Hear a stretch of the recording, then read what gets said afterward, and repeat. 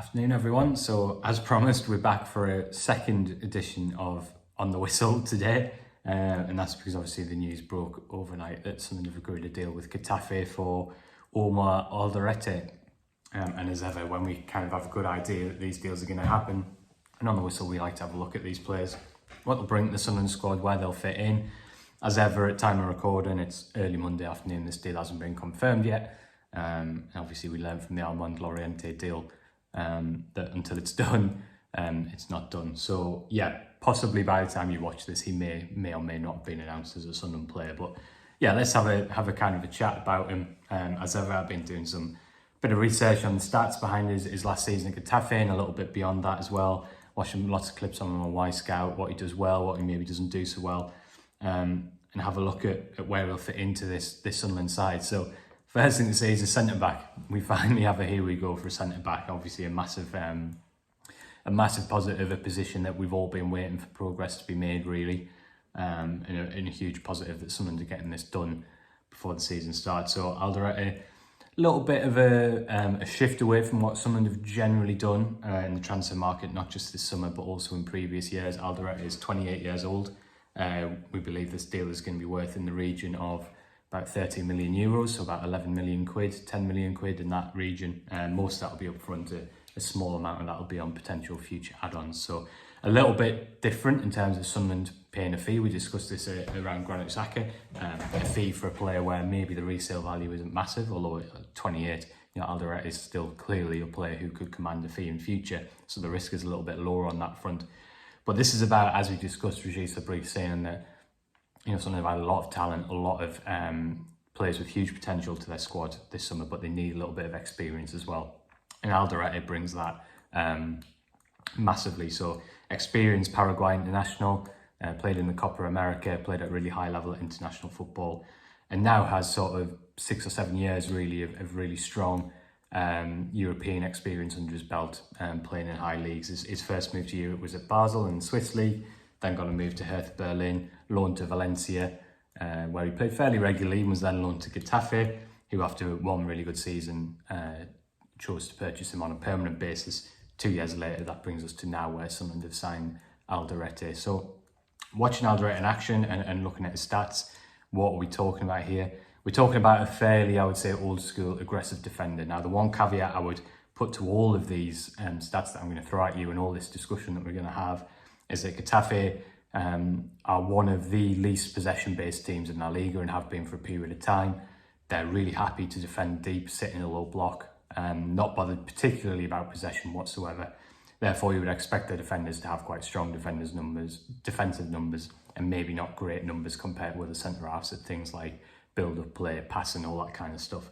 Alderete's stats very much bear that out, but I think it's still fair to say from watching him in action that we're talking about a defender who loves to defend his own box, really aggressive, likes to battle with the opposition number 9.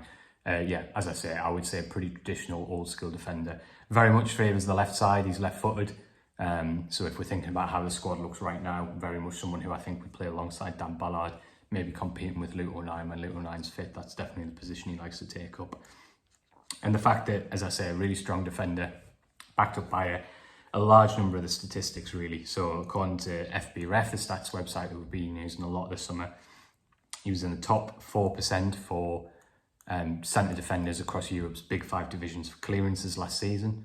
He was in the top 13% for aerial duels won. This is for per 90 minutes. And he was also in the top 33% for interceptions. So those sort of base defensive numbers are really, really strong. When we look at Y Scout as well, completely underlines this picture.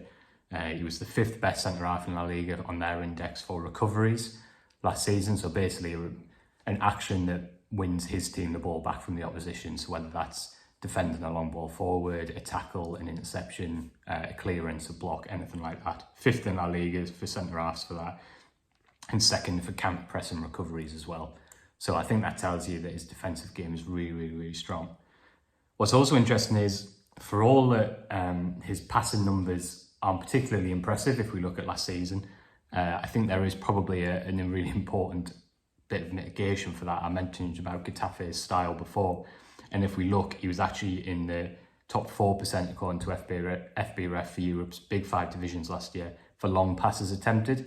and he also ranked really, really highly in terms of defenders for passes into the opposition box. He was in the top 13% for that. What does that tell you? He's been encouraged to play it really simple in possession and to go long quite often, which would explain why his passing numbers might not compare to somebody particularly well, for example, who plays for Barcelona, obviously in a completely different style. So maybe not the strongest part of his game, but not something we should get too concerned about as well. And what's actually really interesting is when you dig beneath the surface a little bit further, it's absolutely not the case that he doesn't offer anything in possession. It's just slightly different style to maybe kind of slow build-up play. He actually ranks pretty well for a few interesting statistics when it comes to ranked against other defenders. So going back to FBref, he was actually in the top 9% for successful take-ons last season.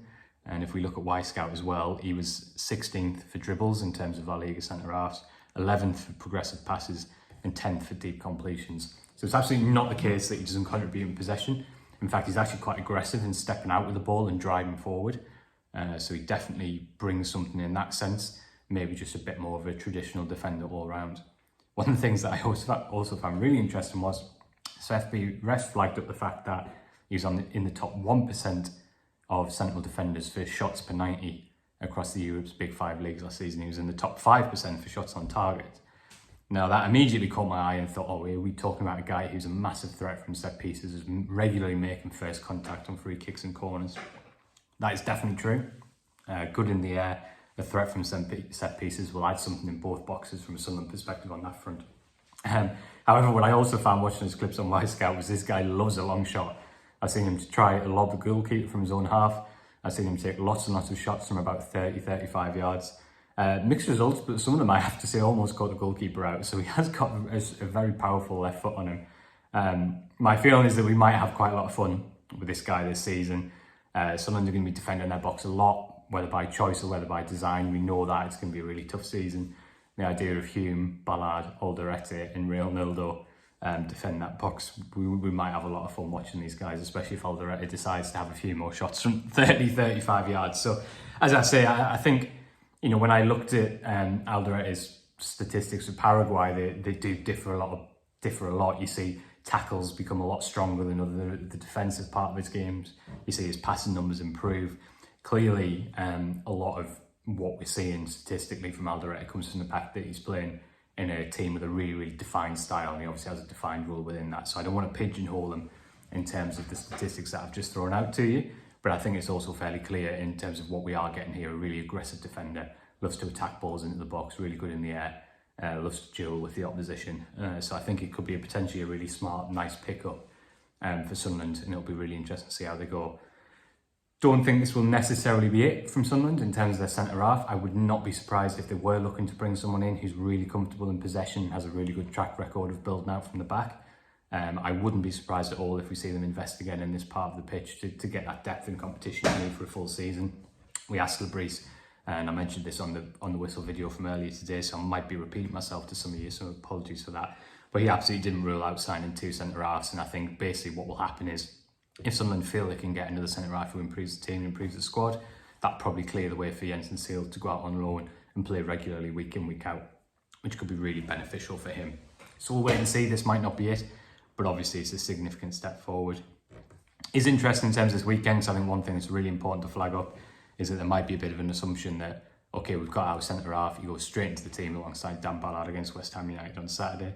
That may still prove to be the case, but one thing I would point out is that Alderete has only had 45 minutes of football in pre-season with Getafe, and that was back on 26th of July. So clearly, whether that's because of injury or whether it's because of the transfer talk, we don't know. We'll find out later this week if all progresses as planned. But match fitness is going to be an issue in the same way that it is for Arthur Masuaku. So we'll have to wait and see. I still think there's a good chance that Jensen Seal plays on Saturday.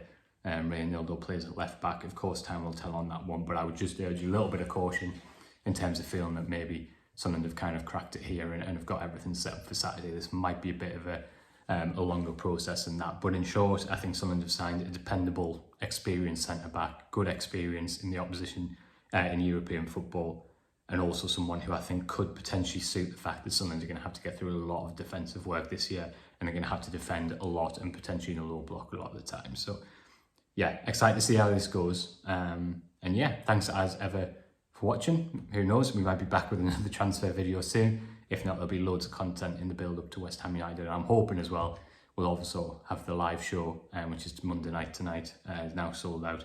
We'll have the footage from that for you at some point this week as well, which I really, really hope you enjoy. So as ever, thanks for watching, and I'll see you soon.